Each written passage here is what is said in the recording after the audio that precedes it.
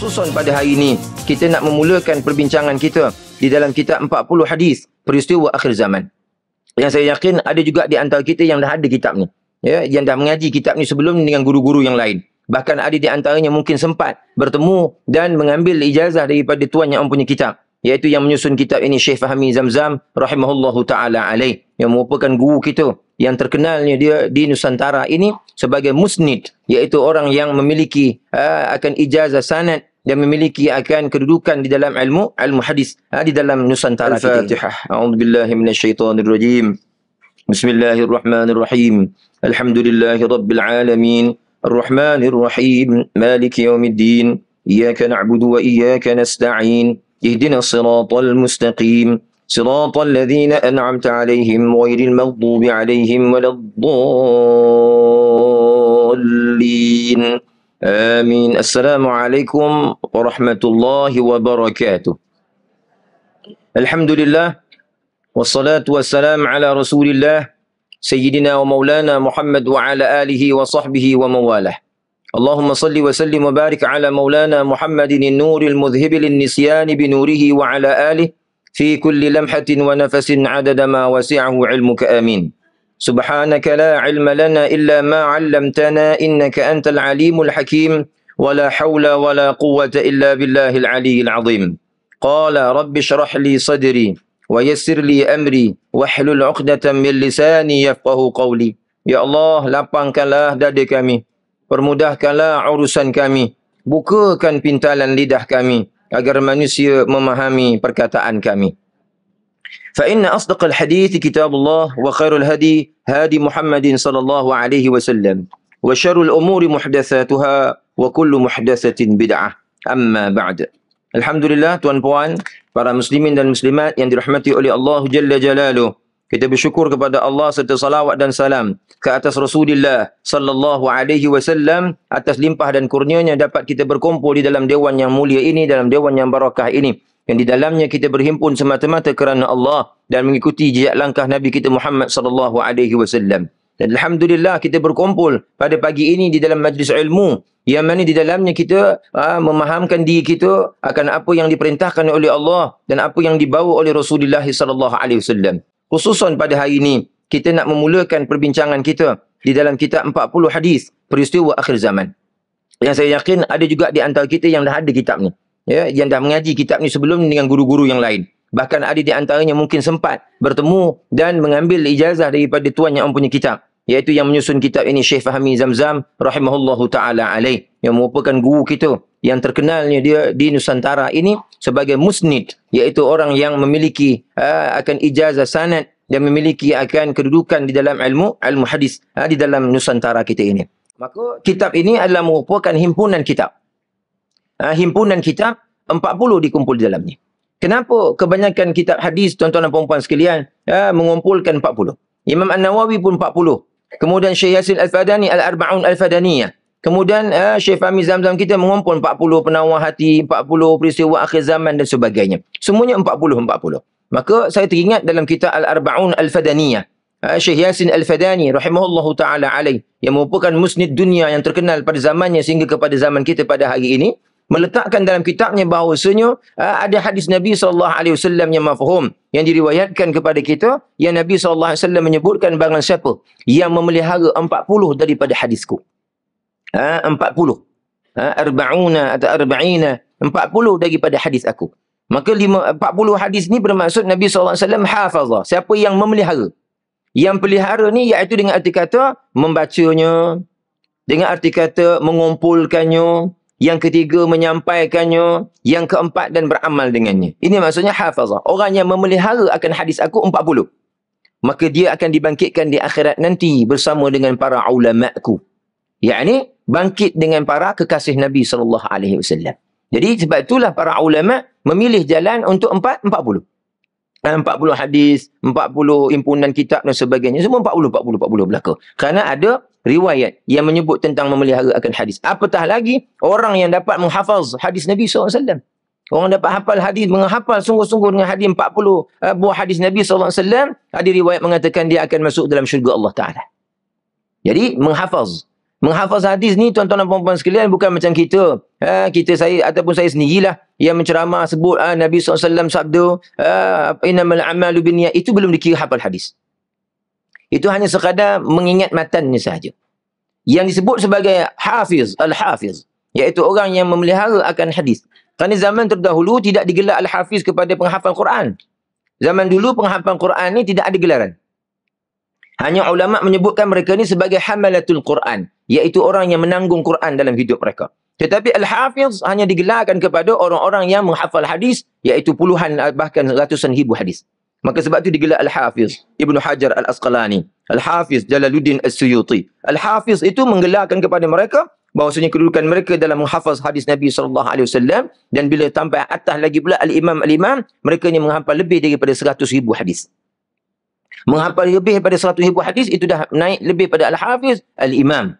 Jadi kita hari ni kat Malaysia ni al-hafiz untuk orang hafal Quran. Orang hafal hadis tak ada lagi setakat ni. Musnid yang menghafal hadis ribuan ada, tapi dah tak ramai.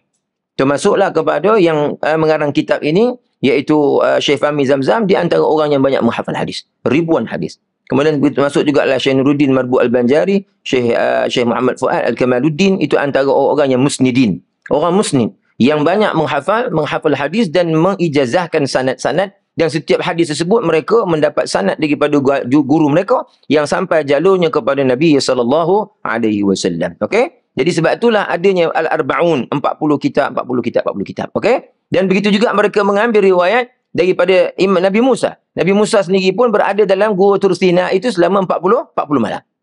Jadi banyak dalam Quran menyebutkan arba'un. Bahkan umur yang disebut di dalam Al-Quran pun umur 40. Arba'ina sanah. 40.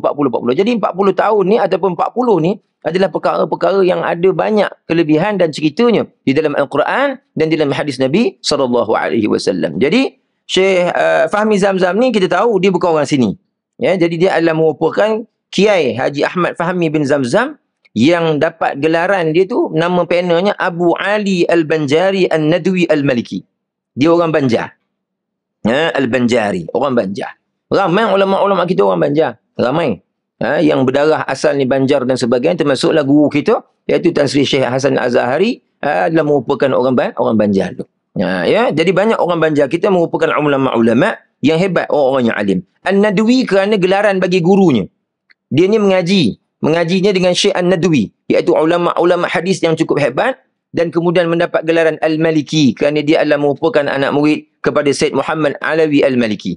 3 orang dapat gelaran Al-Maliki ini dalam negara kita, dalam Nusantara, yang mendapat gelaran Al-Maliki daripada Said Muhammad Alawi Al-Maliki sendiri, daripada mulut beliau menyampaikan anta Maliki, engkau adalah orang Maliki. Yang pertama Syekh Nuruddin Marbu Al-Banjari Al-Maki, kemudian keduanya Syekh Fahmi Zamzam Al-Maki, Al-Nadwi Al-Maki, kemudian yang ketiganya adalah Syekh Muhammad Fuad Al-Maliki. Itu 3 orang dalam negara kita ni ataupun dalam Nusantara mendapat gelaran Al-Maliki daripada Said Muhammad Alawi Al-Maliki rahimahullahu ta'ala alaih. Okey?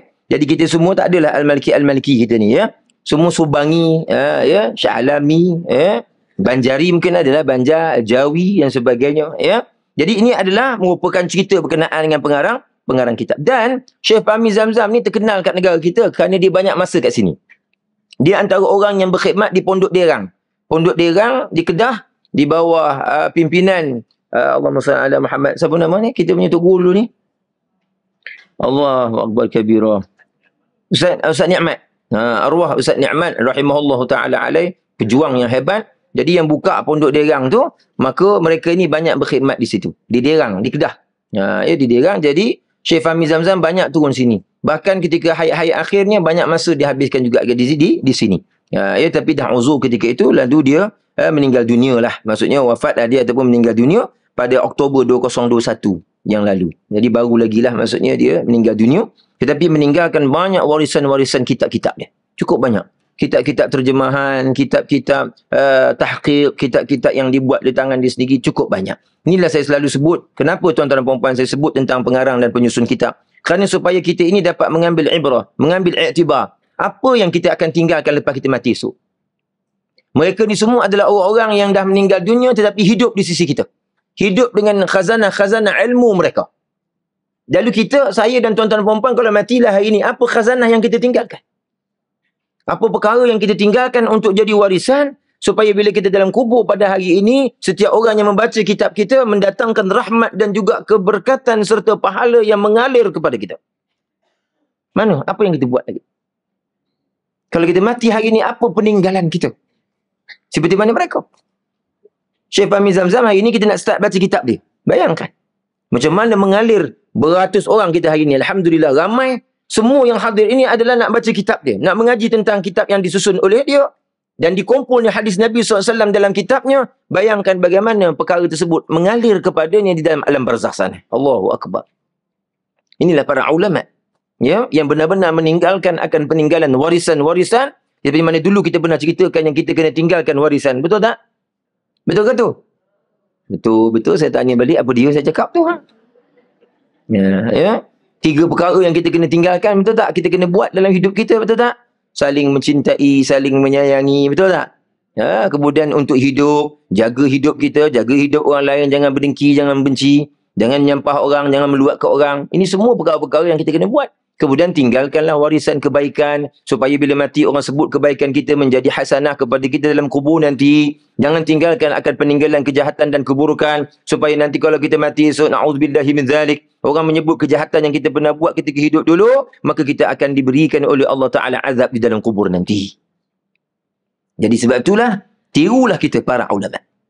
Sebab itu Syekh Yasin Al-Fadani sebut dalam kitab Al-Arba'un Al-Fadaniyah, mengatakan aku meniru para ulama-ulama terdahulu yang menyusun 40 hadis, termasuk Imam Nawawi, Al-Arba'un An-Nawawiyah, yang buat 40 hadis kitabnya Al-Arba'un An-Nawawiyah, yang mengumpul hadis Nabi dalamnya sebanyak 40. Maka kata Syekh Yasin, aku meniru dia kerana aku memegang akan kata Nabi SAW, sabda Nabi, man tashabaha min qaumin fahuwa minhum.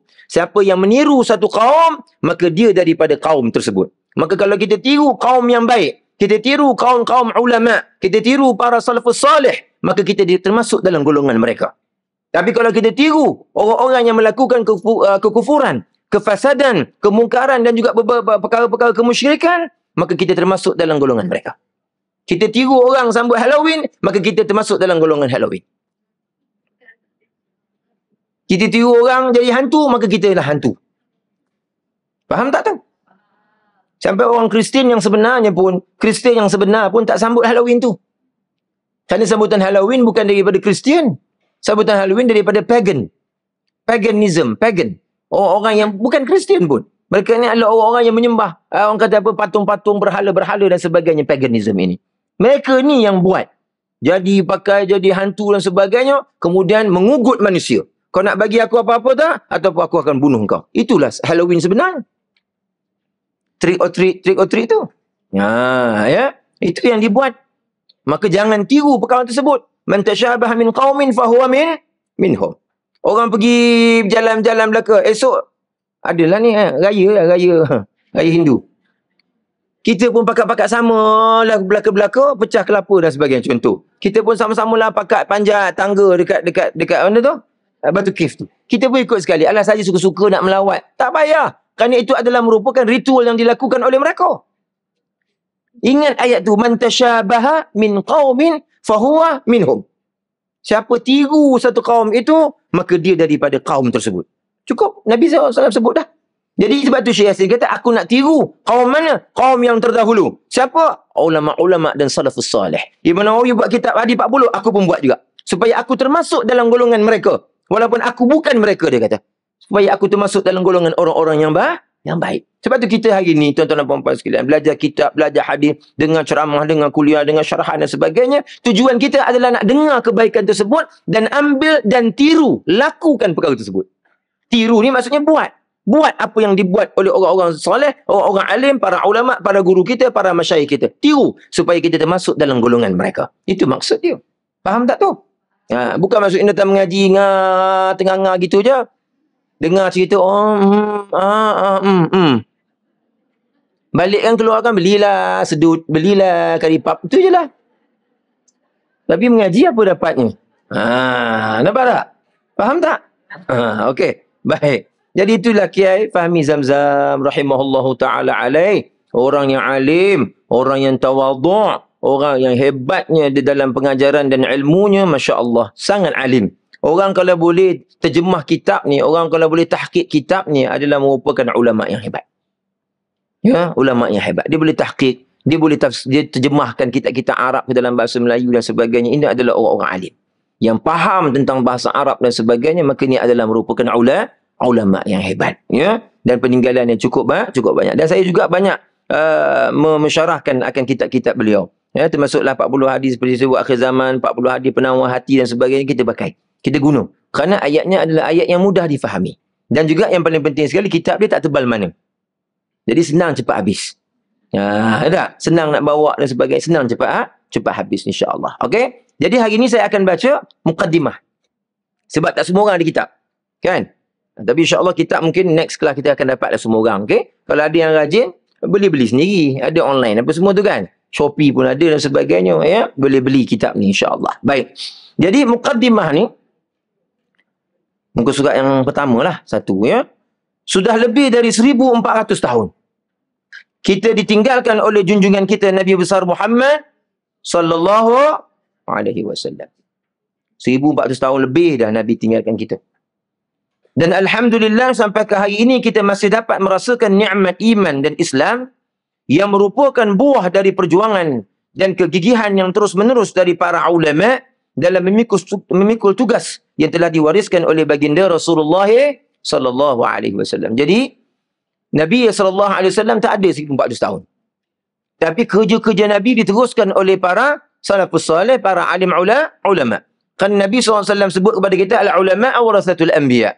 Para ulama aku itu adalah merupakan pewaris nabi-nabi. Jadi kita hari ini kena faham tuan-tuan dan puan-puan sekalian. Bila duduk dalam umat Muhammad sallallahu alaihi wasallam, hanya umat Muhammad sallallahu alaihi wasallam ni ada para ulama yang meneruskan kerja Nabi dan Rasul. Nabi-nabi yang sebelum daripada Nabi kita Muhammad sallallahu alaihi wasallam, dia tak ada ulama yang meneruskan kerja nabi-nabi. Bahkan ada di antara nabi dan rasul yang mana kerja dakwah dan kerja-kerja agama hanya dibuat oleh rasul dan nabi mereka. Pengikutnya hanyalah mengikut apa yang dia ajar dan beramal dengan apa yang dia ajar. Tapi tidak buat kerja macam mana kerja para nabi dan rasul tersebut. Tapi kita hari ini umat Muhammad sallallahu alaihi wasallam, apa yang nabi buat kita kena buat. Cuma beberapa perkara yang khususiyat, iaitu yang memang khas untuk Nabi SAW, iaitu kahwin lebih daripada 4 orang dan sebagainya, itu memang khususiyat. Itu memang khas untuk Nabi SAW. Orang lelaki jangan berangan pula. Nak sebelah orang pula. Ya tak kan? Jadi tidak. Kita tak ada yang tu. Tapi yang lain pada tu, kerja ibadah, kerja dakwah, kerja, segala macam kerja yang dibuat oleh Nabi SAW, dipikul oleh para pewaris-pewarisnya, para ulama' dan para umatnya. Sama. Nabi SAW kena sembahyang 5 waktu, kita pun sembahyang 5 waktu. Ya tak? Nabi SAW kena puasa Ramadan sebulan, kita pun puasa Ramadan sebulan. Sama, tak ada perbezaan. Tapi Nabi dan Rasul yang terdahulu, ada di antara Nabi dan Rasul terdahulu, apa yang diperintah pada mereka, tidak diperintah pada umatnya. Nabi tu je yang kena buat. Dakwah kena buat oleh Nabi tu. Nabi tu yang kena buat dakwah, kena ajak orang. Umat je hanya ikut ibadat. Apa yang patut. Kita umat Muhammad SAW, Nabi berdakwah, kita pun kena dakwah. Sama kerja. Tak ada beza. Kedudukan para ulama. Maka sebab itu kita bertuah, beruntung. Kerana kerja Nabi SAW dibawa oleh para ahli ulama. Para ahli ulama ni bawa turun apa yang ditinggalkan oleh Nabi SAW. Ada hadis, ada ulama yang menterjemahkan, yang membincangkan, mensyarahkan ijma' ulama dan sebagainya. Kemudian datang pula adanya orang-orang yang menghafal Quran, ada orang yang menghafal hadis dan sebagainya. Ini adalah kerja yang ada hanya pada umat Muhammad SAW. Umat dulu tak ada. Hatta Hawariyun, pengikut Nabi Isa alaihi salam, mereka tidak menghafal kitab Injil. Pengikut Nabi Musa, tak ada di antara 600,000 orang yang mengikut Nabi Musa ketika itu, tak ada seorang pun yang menghafal kitab Taurat, tak ada. Pengikut dan juga umat Nabi Daud yang diberikan kitab Zabur, tak ada seorang pun yang menghafaz kitab Zabur, tak ada. Yang ada menghafaz adalah umat Muhammad sallallahu alaihi wasallam. Dan umat-umat terdahulu, Nabi-Nabi dan Rasul mereka tidak dicatat oleh mereka akan perkataan Nabi-Nabi mereka. Yang kita dapat hari ini, perkataan Nabi Isa cakap apa, Nabi Musa cakap apa dan sebagainya, disampaikan melalui lisan Nabi kita Muhammad SAW. Tak ada umat mereka yang menghafal. Pergi jumpa orang Kristian hafal ke Injil, tak ada. Hatta Injil ataupun Bible yang mereka reka-reka itu sendiri, mereka sendiri tak hafal. Elok pula Zakir Naik pula hafal pada diorang. Tak? Syekh Ahmad Didat pula hafal lebih pada diorang. Diorang sendiri tak hafal, tak tahu muka surat berapa, lain berapa. Kena orang Islam pula boleh pula tahu kitab mereka. Nampak? Jadi ini kehebatan umat Muhammad sallallahu alaihi wasallam, dan kita kena sentiasa bersyukur menjadi umat Muhammad sallallahu alaihi wasallam, dan terima kasih para alim ulama, kepada para alim ulama. Itu kerja kita. Syukur jadi umat Muhammad sallallahu alaihi wasallam, dan terima kasih pada alim ulama. Kerana alim ulama ni bawa turun apa yang Nabi sampaikan pada kita. Turunkan hadis, tulis hadis, kumpul hadis, ribuan hadis. Imam Abi Daud kumpul 4,500 hadis dalam Sunan Abi Daud. Imam Bukhari hafal 300,000 hadis, 100,000 sahih, 200,000 yang ghair sahih. Tolong kita. Susun pula, tolong pula nak sahihkan pula. Kemudian tahqiq pula, yang ni sahih, hasan sahih, yang ni daif jiddan. Semua ada. Untuk kita hari ni mengaji je. Tapi berapa ramai antara kita pada hari ni yang buat dua benda ni? Yang bersyukur, terima kasih, syukur kepada Allah kerana jadi umat Muhammad SAW. Yang kedua, terima kasih pada para alim ulama. Berapa ramai yang buat? Hatta pada hari ini ramai pula yang mengutuk dan mengata para alim ulama. Mengata Imam Syafi'i, mengata imam-imam mazhab dan sebagainya. Ini adalah orang-orang yang tak tahu bersyukur. Pada hari ini kita mengaji apa pun kitab yang kita mengaji hari ini, semuanya merujuk kepada kitab-kitab ulama-ulama terdahulu. Hadis yang kita nak baca hari ini, semua ada sahih Bukhari. Daripada mana? Bukhari, Muslim, An-Nasa'i, At-Tirmizi, Al-Baihaqi. Semua tu. Kalau tak adalah mereka tu, jika ayatnya, tak ada para ulama-ulama dulu menyusun dan tolong tahqiqkan betul-betul untuk kita, nak bahagikan mana hadis, agak-agak hari ni semua ni pandai, tak tahu tak nak baca hadis. Dan ulama susun pun tak erti nak baca juga. Betul tak? Tergeliat dia tak nak baca, bukan senang. Mana yang datang kelas hadis saya di U10, puncak perdana setiap hari Khamis 2.30. Bukan senang nak baca hadis. Kan? Kadang-kadang saya suruh seorang-seorang, baca. Saya nak dengar pula. Sebab kita bagi ijazah, qiraah dan sama'. Mendengar dan membaca. Tak kan? Bukan senang baca. Hadis sikit-sikit okey lah, pendek-pendek. Itu pun tergeliat. Kalau panjang, lagi terpeleot lah. Nampak tak? Hadis Nabi SAW bukan senang. Tak kan? Jadi ulama tolong kita. Ada pula terjemahkan dalam bahasa kita dan sebagainya. Maka tolonglah. Terima kasihlah kepada para alim ulama. Jangan bergaduhlah, jangan mengata ulama dan sebagainya. Macam sekarang ni, Mufti Selangor keluarkan berkenaan dengan telekung dan sebagainya. Tak payahlah gaduh dulu. Memang bergaduh belaka orang kita. Semua pakat gangster belaka. Gaduh. Tak payahlah, Mufti dah keluar tu. Kita dengar, faham lah apa maksudnya. Kita fikir sendirilah. Pakai je lah telekung yang elok-elok. Tu sudahlah. Tok Nek kita dulu pakai, tahu kan siapa yang buat telekung? Ingat tahu tak? Siapa yang designer telekung? Tahu tak? Yang asal siapa? Tahu tak? Orang perempuan ni tahu pakai telekung je. Yang orang lelaki pandai beli Siti Khadijah je untuk isteri dia. Tak tahu sejarah. Yang designer tu adalah Tuan Syekh Daud Al-Fatani. Rahimahullah. Dialah menjadi designer ketika dia di Mekah lagi. Memikirkan bagaimana nak tolong orang-orang Nusantara datang ke Mekah zaman Tok Nek moyang kita dulu ni. Datang dulu pakai pun dengan kain sebai dan sebagainya. Pakai selendang je dulu-dulu tak. Jarang pula selendangnya, betul? Maka dia tolong macam mana nak buat. Maka dia design dengan ilham Allah. Telekung tu. Dan dia buat dengan warna putih dengan kain kapas yang tebal. Adanya dua pula. Dalam ada kain pula dalam. Kain pakai. Luar pula macam payung. Memayungi. Kerana aurat tu dilihat daripada atas bukan daripada bawah. Tutup. Nampak? Ikut je lah. Tapi oleh kerana nak glamour, kemudian nak macam-macam fashion, lalu dibuat singkat sikit, jarang sikit, ringan sikit, pakai plastik, pakai macam-macam. Nak ringan, plastik lah. Lalu gulung-gulung jadi kecil ni je telekung. Lalu buka-buka pakai. Selesa lah, selesa mendanya jarang. Maka jarang nampak dalam pula pakai tak berapa nak semenggah pula.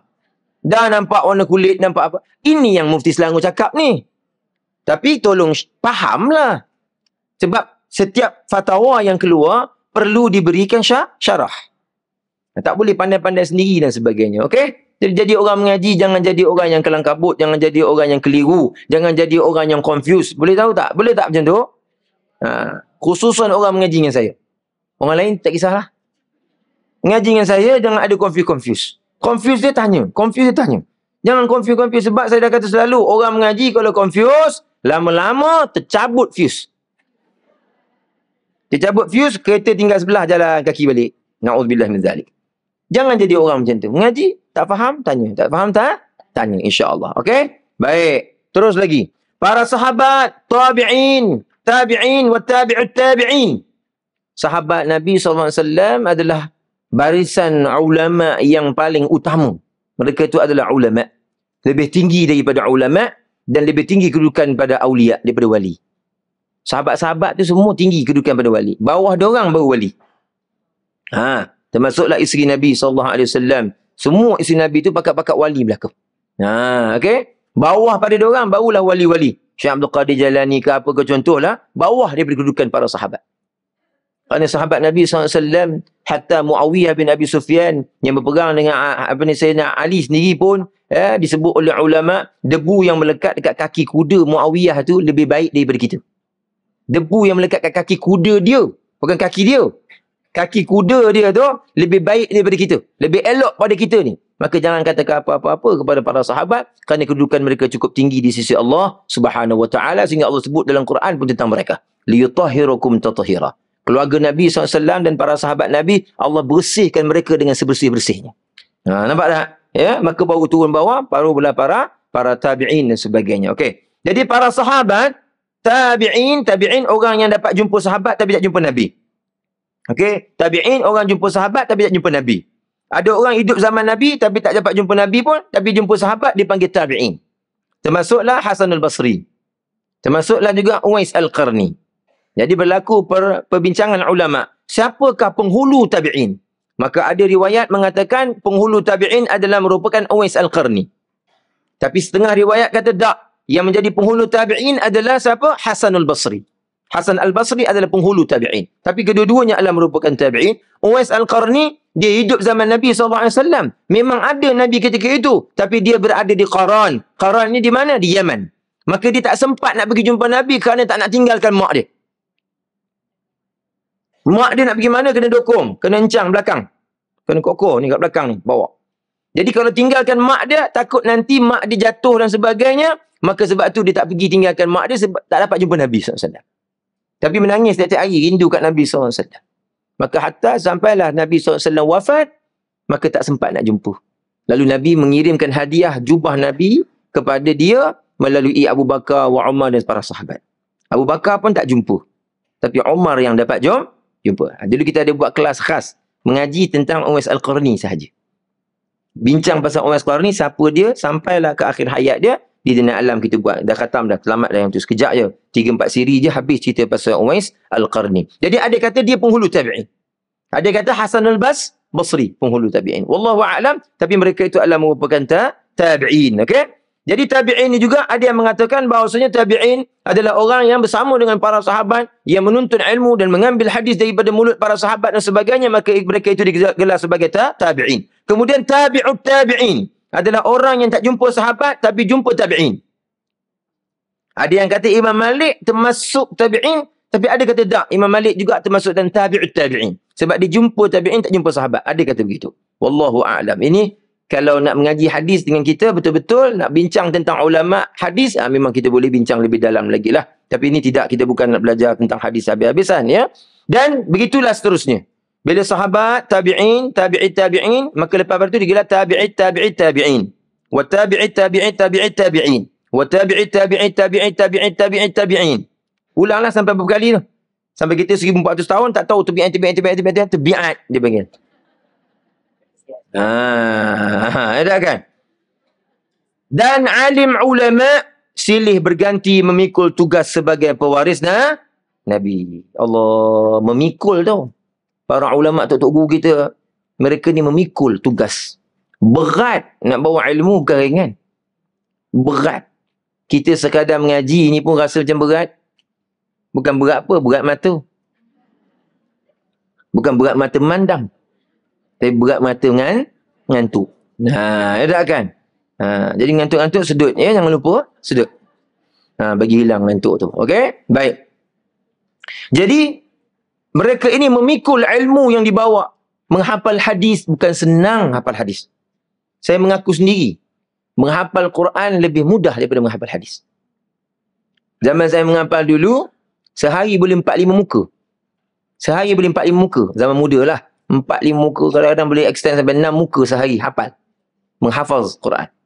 Tapi hadis belum tentu sehari dapat hafal satu. Belum tentu. Sebab cara kami ataupun cara sebenar yang diajar ulama menghafal hadis bukan habis. Okey, Nabi SAW sabda, innamal a'malu binniyat. Bukan. Dia kena an dulu. Rawi dulu. An. Kalau orang mengaji hadis dengan saya, an. Contoh ambil daripada saya lah, sebutlah nama saya tak sebut pun tak apa sebenarnya. Tapi sebabkan adab dalam sanad, dia kena sebut. An faqir ilallah Muhammad Ridwan bin Zainal Abidin. Wa'an Syekh Abdullah bin Ahmad Ridwan Al-Lubisi Al-Mandili. Wa'an Syekh Yasin Al-Fadani Isa bin Muhammad Isa Al-Fadani. Wa'an Syekh Hasan Al-Mashat. Itu an tu. Anil an Bukhari. Kemudian baru an Nabi Nabi SAW. Anil Abu Hurairah radhiyallahu ta'ala an qala Rasulullah SAW. Sampai habis hadis tu, baru rawahu siapa? Baru kira satu hadis.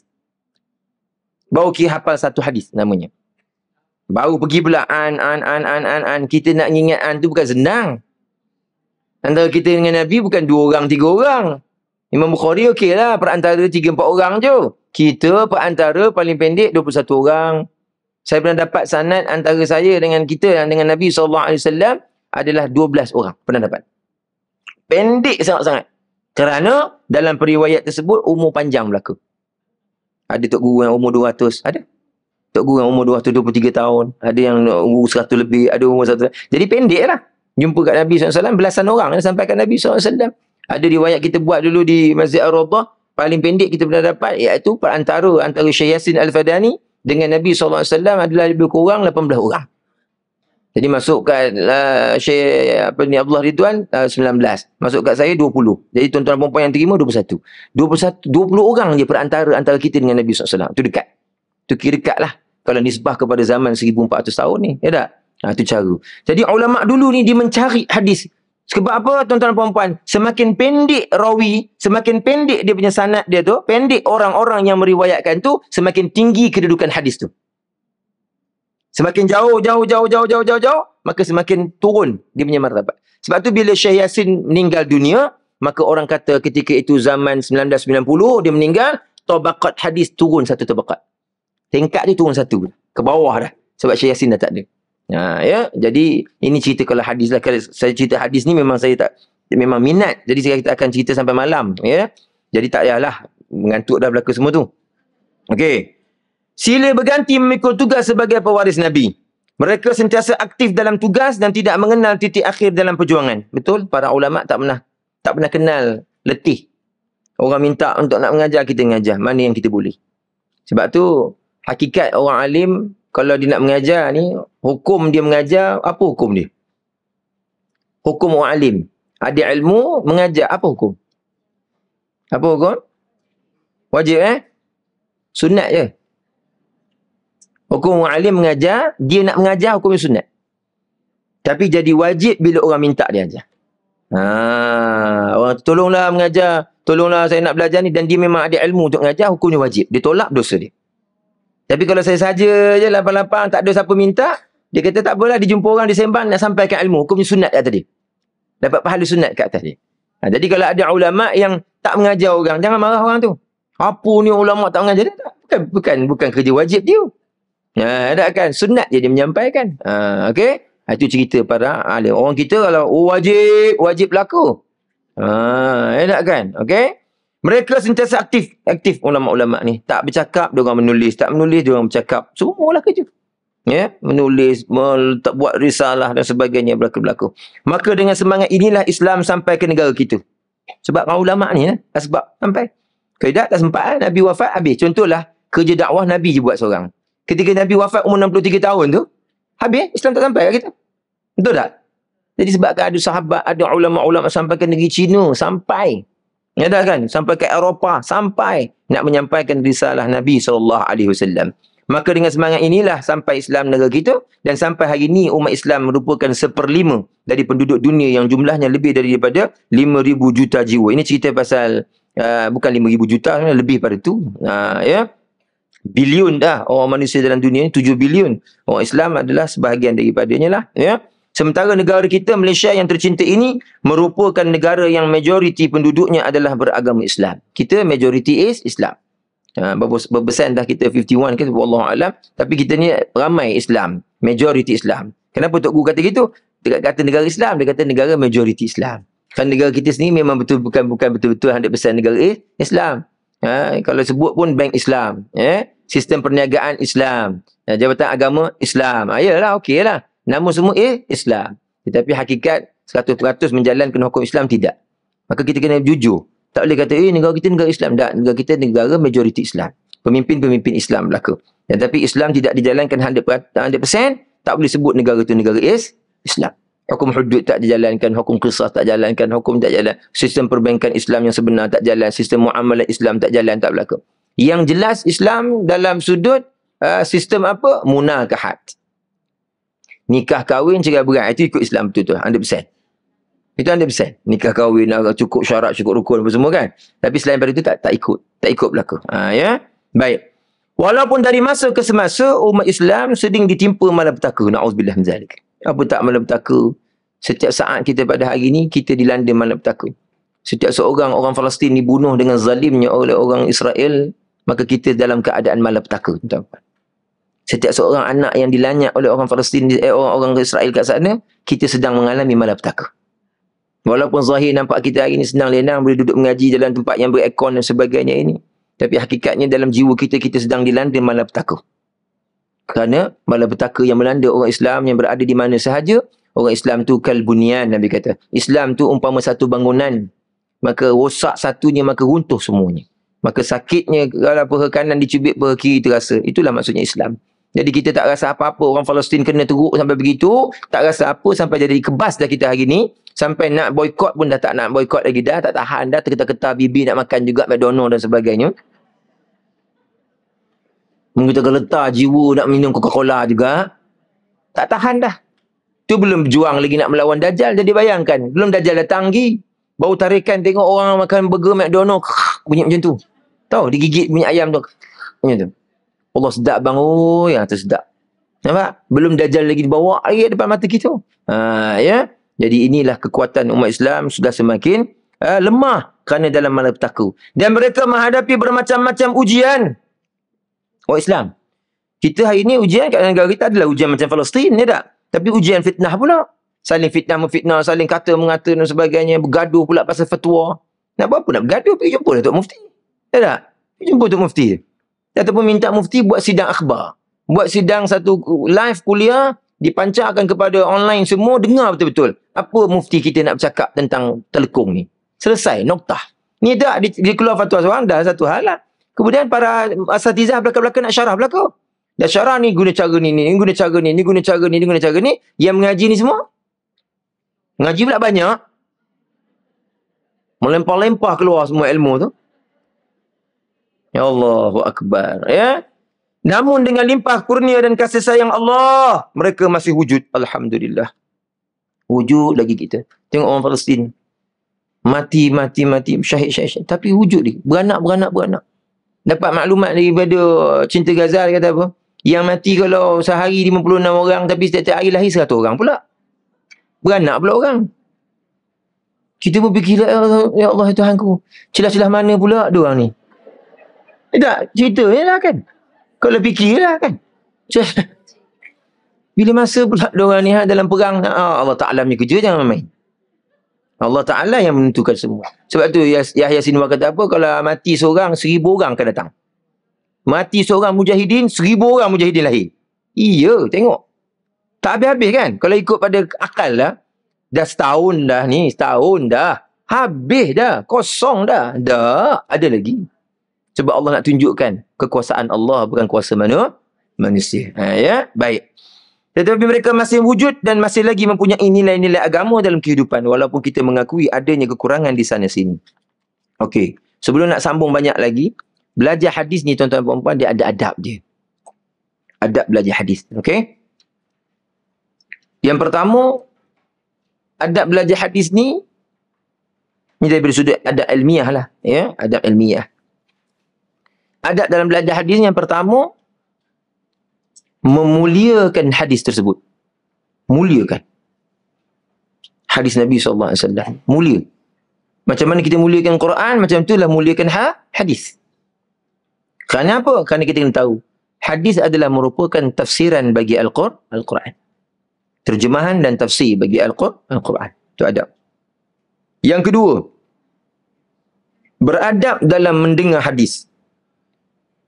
Kedua ni beradab dalam mendengar hadis, yakni dengan mendengarnya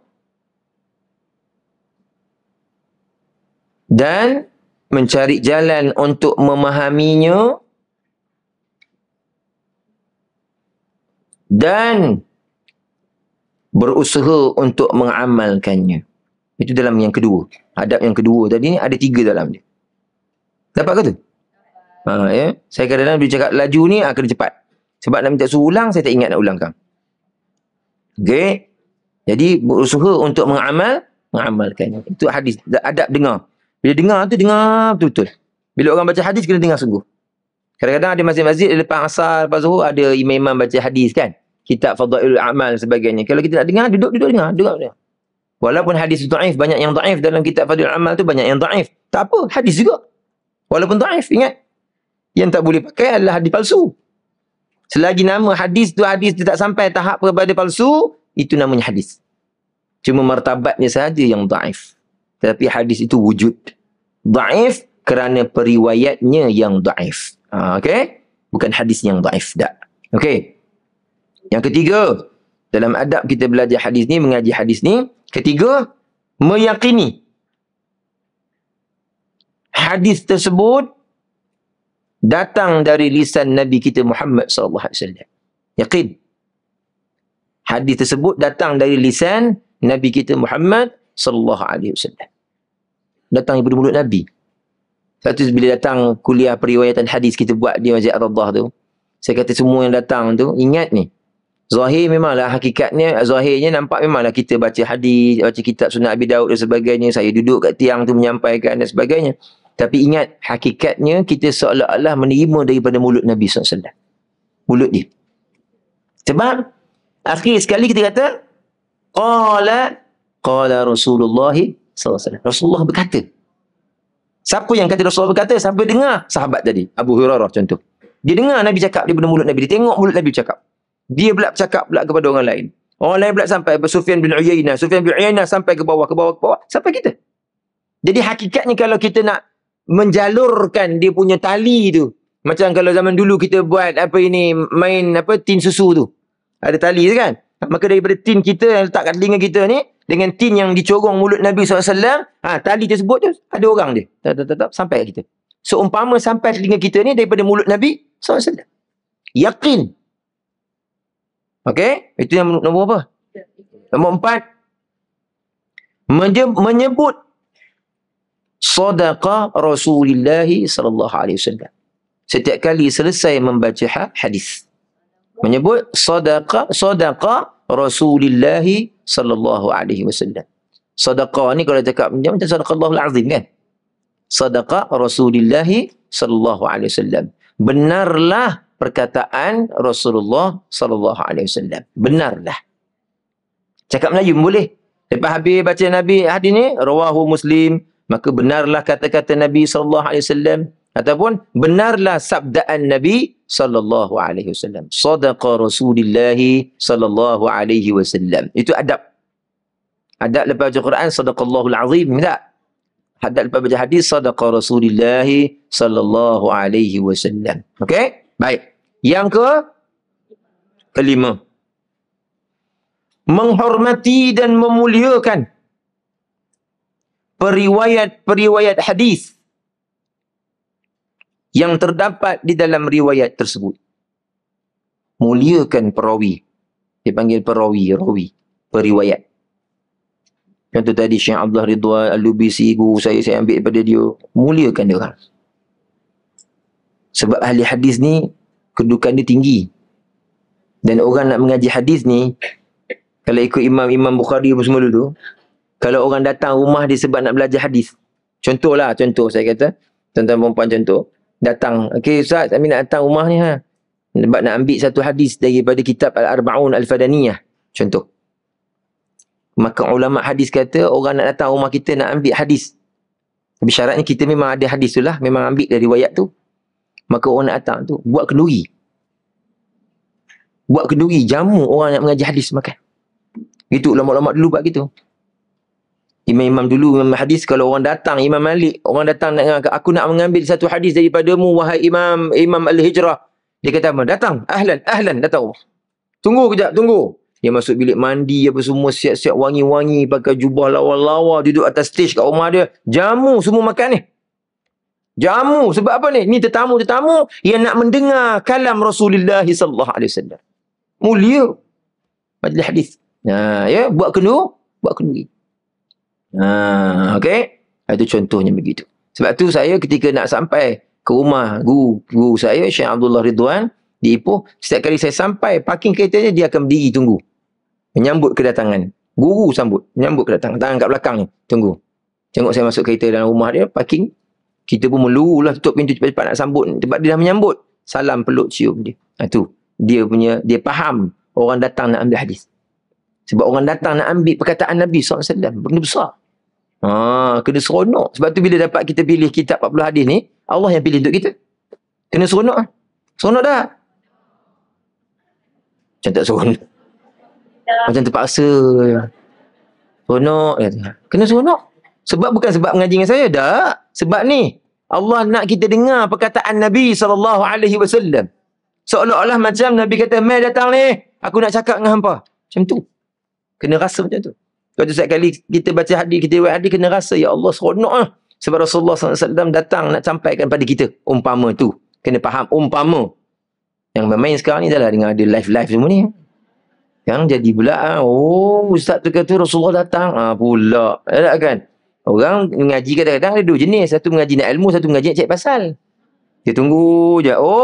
Salah. Bid'ah. Sesat. Belaka-belaka. Ya. Umpama lah orang kata. Ya. Kena rasa gembira kerana kedatangan kita ni nak mengambil perkataan Nabi SAW. Itu nombor berapa dah? Nombor 5. Okey. Apa yang kelima tadi? Baik. Memuliakan dia, ya. Muliakan para periwayat-periwayat. Tengok nama-nama dia. Bagaimana cara nak muliakan periwayat? Dengan menyebut nama-nama mereka ketika membaca hadis. An tadi tu. Banyak orang kalau baca hadis terus qala Nabi SAW terus. Dia tinggalkan an. Dalam kitab kita ni tak adalah banyak an-nya. Kerana kalau terlalu panjang an-nya makan masa. Maka sebab tu Syekh Fahmi Zamzam, dia tak ambil banyak an, dia ambil daripada penghujung daripada periwayat. An Aisyah radhiyallahu taala anha, anin Nabi sallallahu alaihi wasallam, gitu je. Tapi kita punya tugas, kalau ada an tu tadi tu, periwayat-periwayat tu, maka kita sebut satu persatu. Muliakan nama-nama tersebut. Kerana mereka itu bukan nama-nama sekadar nama, tapi mereka itu adalah nama-nama yang hidup, yang membawa hadis Nabi SAW sampai kepada kita. Sebab tu ikutlah macam mana contoh Syekh Yasin Al-Fadani. Bila dia nak letak nama tok-tok guru dia dengan gelaran-gelaran semua. Semua gelaran dia berapa? Al-Mu'ammar. Al-Mu'ammar sebenarnya yang lanjut usia. Al-Mu'ammar. Mu'ammar tu gelaran. Iaitu yang panjang umur. Tok-tok guru yang panjang umur 100 lebih. Bahkan ada yang 200 lebih umur ketika itu. Maka dia gelar Al-Mu'ammar, Al-Syekh, sekian. Gelaran dia apa? Dari mana-mana datang. Sebut belaka-belaka. Sebab tu panjang. Sebab dia nak muliakan perawi-perawi tersebut. Mai kita hari ni baca hadis, Nabi SAW bersabda. Itu. Macam kita dengar daripada penurut Nabi. Ni adab orang nak mengaji hadis betul-betul. Ya? Okey, itu yang keberapa? Kelima. Baik, yang keenam. Ya? Berazam untuk menjadi pemelihara hadis Nabi SAW. Berazam. Okey? Aku datang ngaji 40 hadis akhir zaman ni, aku nak memelihara hadis kau ya Rasulullah. Azam. Nak memelihara hadis Nabi SAW. Ada tak azam tu? Ada tak? Baru ada lah sebab baru tahu. Itu dia kan. Baru tahu hari ni kena azam macam tu. Ya. Berazam untuk nak menjadi penghafaz, iaitu pemelihara hadis Nabi SAW. Sebab tu orang dulu hebat sampai pelusuk-pelusuk dunia pergi mana sahaja untuk nak cari hadis Nabi SAW. Syekh Yasin Al-Fadani rahimahullahu ta'ala alaih sampai dapat usaha yang Allah bagi kat dia 700 orang guru. 700 orang guru. Dan mendapat 700 sanad.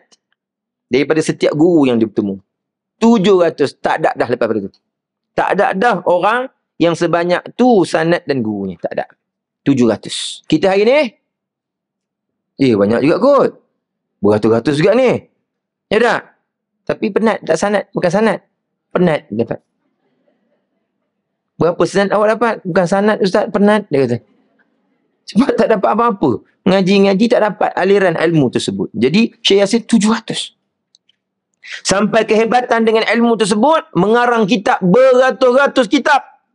Tapi sayang kita di Nusantara hari ni, kita tak dapat nak mengambil mutiara ilmu dia. Tak banyak. Kitab Syekh Yasin tak dapat banyak yang disyarahkan dalam bahasa kita. Digunakan sebagai silibus di Al-Azhar, di Beirut dan sebagainya, digunakan di Mekah dan pakai belaka-belaka. Kitab Syekh Yasin. Tapi tak sampai kat gitu. Saya terpaksa cari itu kadang-kadang dapat PDF, print out keluar. Nak cari kitab dia. Semua dalam bahasa Arab. Yang dalam bahasa Melayu kita hanya satu saja yang sempat terjemah oleh orang Malaysia kita. Al-Arba'un Al-Fadaniyah. Itu saja. 40 hadis Al-Fadani. Itu saja dapat. Yang lain tak ada. Semua dalam bahasa Arab. Jadi tak dapat khazanah tersebut. Jadi saya doakan sama-sama kita. Sebab saya sangat menyayangi dan mencintai Syekh Yasin Al-Fadani. Walaupun tak sempat jumpa. Dia meninggal di Mekah 1990. Ya, dia turun ke Malaysia. Dia pernah turun sekali je. Dia kata pernah turun ke sini. Turun ke Tanah Jawa sekali, turun ke sini sekali, kemudian dia balik ke Mekah, kemudian dia meninggal. 1990. Syekh Fahmi Zamzam pernah jumpa. Sempat jumpa lah. Dia sempat jumpa, Syekh Nuruddin sempat jumpa dengan Syekh Yasin Al-Fadani. Tapi mereka berjumpa. Untuk nak mendapat betul-betul duduk, ketika itu dia dah mula uzur ketika itu. Ya? Jadi Syekh Yasin ni, tak ada lagi orang yang mencari jalan habis-habisan orang Malaysia yang nak menterjemahkan ataupun nak bawa masuk balik khazanah-khazanah. Tak ada. Sebab terlalu banyak. Dia punya khazanah-khazanah ilmu dia, kitab-kitab dia bukan sekadar kitab hadis. Semua disiplin ilmu ada. Hatta ilmu falak ada kitab yang dikarang oleh beliau. Ya, dan dia adalah merupakan waliyu min awliyaillah, yang merupakan wali dalam kedudukan ilmu hadis Nabi SAW, sehingga digelar musnid dunia. Musnid dunia. Dia number one ketika zaman dia hidup dulu, tuan-tuan dan puan-puan sekalian. Dia adalah merupakan orang Padang, orang Melayu, ya. Tetapi besarnya di Mekah Al-Mukarramah dan menjadi ulama yang hebat dan tawadhu' di sana, dan menghasilkan ramai juga anak-anak murid dia. Tetapi kebanyakan anak murid dia telah pun meninggal dunia. Di Malaysia tinggal seorang sahaja anak murid yang berkhidmat 23 tahun dengan Syekh Yasin, iaitu Syekh Abdullah Ridwan Al-Lubisi Al-Mandili hafizahullah di Ipoh Sungai Rokam. Tu je lah seorang tinggal. Tapi tidak dikenali oleh orang ramai. Tak kenal. Dia orang-orang yang mastur, yang sangat tawadhu'. Orang tua, kalau orang tengok ni orang tua mana ni? Orang tua je lah nampak. Tapi sebenarnya dalam dadanya 23 tahun khazanah ilmu Syekh Yasin ada dengan dia. Jadi saya ni jenis tamak. Memang saya tamak sungguh. Saya pergi seorang-seorang je, saya tak ajak orang lain. Kerana saya nak sedut ilmu dia seorang-seorang. Supaya dapat kat saya. Ya? InsyaAllah. Baik. Mudah-mudahan insyaAllah. Ya? Baik. Sebenarnya, mana tadi? Dah habis dah ke tadi? Nombor apa? Nombor 6? Dah habis dah tu. Okey. Tak ada 7. 6 je. Okey. Baik. Al-Quran dan hadis adalah pusaka. Ingat tu. Pusaka Nabi SAW. Kita kalau pusaka nenek moyang nak tak? Nampak? Tak kata apa pun bendanya. Dah nak. Punyalah. Tak kata apa pun. Pusaka cawan je sebenarnya. Nak juga. Nampak? Tapi pusaka Nabi SAW tak nak ke? Tu. Maka pusaka Nabi tak ada lain. Quran dan hadis dan para ulama. Tu adalah pusaka Nabi. Quran, hadis, bendanya. Pusaka tersebut Nabi turun melalui siapa? Tukang bawa turun. Iaitu para ulama. Ingat tu. Jangan pegang. Oh, Quran dan hadis dia kita pegang cukup. Cukup ke pegang Quran dan hadis? Faham ke Quran dan hadis tu kalau tak ada ulama? Jangan. Oh, Nabi kata, Nabi tinggalkan kita ni, taraktu fikum amrayn lan tadillu in tamassaktum bihima, kitab Allah wa sunnata rasulih. Nabi kata, aku tinggalkan dua urusan pada kamu, kalau kamu pegang kedua-duanya takkan sesat kamu buat selama-lamanya, iaitu Quran dan hadis. Faham? Oh, Quran dan hadis je cukup. Tapi siapa nak tolong terang kat kita? Pewaris dia iaitu ulama. Allahu akbar kabira. Ini mengaku Quran hadis tapi tak nak pegang ulama punya syarah, maka jadi ular dan semak lah belaka kita semua. Allahu Akbar kabira. Mereka tidak akan sesat dan lenyap dari permukaan bumi ini selama masih berpegang teguh kepada kedua-duanya. Selagi pegang Quran dan hadis dan dengar cakap ulama yang hak, kita tak akan sesat insya-Allah. Al-Quran dan hadis adalah pegangan yang tidak luntur dan sumber segala kekuatan serta keterangan yang lengkap dan jelas tentang identiti Islam itu sendiri. Ingat, Quran dan hadis itu adalah identiti Islam. Maka setiap orang yang mengaku Islam mestilah beridentitikan Quran dan Sunnah. Ingat. Identiti Islam adalah Quran dan hadis ataupun Quran dan Sunnah.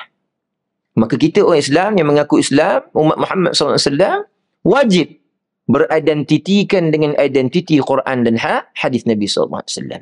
Ikut betul Quran dan hadis yang disebutkan oleh Nabi dan disebutkan oleh Allah Jalla Jalaluh. Sebenarnya segala permasalahan yang dihadapi oleh umat Islam, baik yang telah lalu, sedang dan yang akan berlaku, semuanya telah diterangkan oleh baginda Rasulullah SAW dalam hadisnya. Betul. Tak ada satu pun yang tertinggal dalam Quran dan hadis. Ingat. Kalau tak jumpa tu namanya bukan tak ada. Tak jumpa. Jangan sekali-kali adab kita. Ini satu lagi adab penjaga. Jangan sekali-kali kita nak sebut, oh tak ada dalam Quran, tak ada dalam hadis. Tak boleh. Adabnya nak bercakap, tak jumpa. Setakat ni saya tak jumpa lagi dalam Quran. Saya tak jumpa lagi dalam hadis. Saya tak jumpa. Itu adab. Jangan sekali-kali tak ada hadis. Tak ada hadis Nabi. Tak ada ni, tak ada tu, tak ada ni. Bermaksud kita sedang buat apa ni? Memfitnah Allah dan Rasul. Fitnah Allah dan Rasul. Dengan mengatakan tak ada. Tak ada maksudnya tak erti. Nampak tu?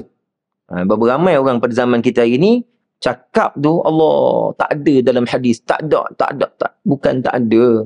Hang tu belum jumpa. Belum jumpa, tu je. Berenang belum setakat masuk ke dasar, baru berenang pun pakai snorkeling punya moncong tu, Tiba-tiba kata tak ada harta karun ke bawah tu, dia kata. Tanyalah orang yang dah pergi dive ke dalam tu. Betul tak? Dia dah jumpa harta karun kat dalam tu, Betul? Yang kita ni tak ada. Padahal bukan masuk air pun. Duduk kat tepi tengok. Tak ada pun. Nampak tak?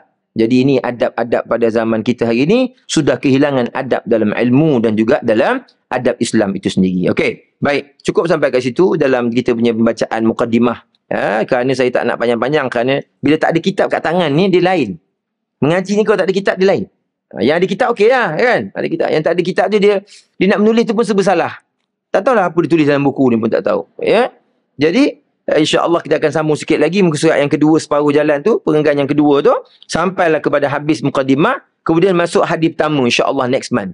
Bulan depan insya-Allah kita akan sambung mudah-mudahan. Jadi hari ini dapat keberkatan memulakan kitab hadis ini dan insya-Allah bila masuk hadis pertama, tunggu tengok macam mana cerita dia. Allahu Akbar. Hadis pertama cukup dah.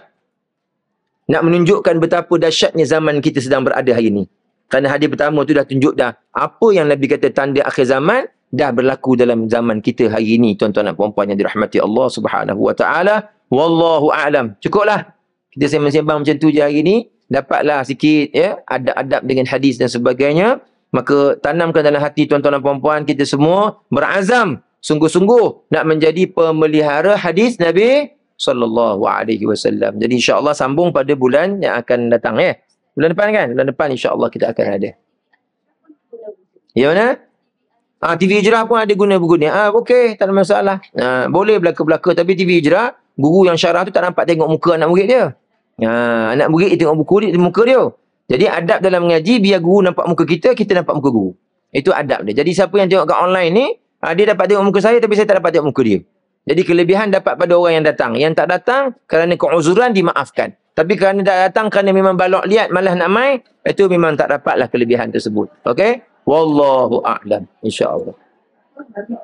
Balok liat orang Kedah panggil malas. Pemalas. Dah kat Salwa dapat ayat baru tu, siaplah tu. Okey. Wallahu a'lam. Saya serahkan pada Hajar Salwa, silakan. Sila, tak ada apa dah. Tak ada apa dah. Okey. Baik, insya-Allah. Jadi mudah-mudahan Allah Ta'ala merahmati semua yang hadir. Yang ramai-ramai hadir ni mudah-mudahan Allah tanamkan dalam diri kita ini istiqamah. Berterusan kita sampai ke akhir hayat menjadi orang-orang yang mendukung Quran dan hadis Nabi SAW.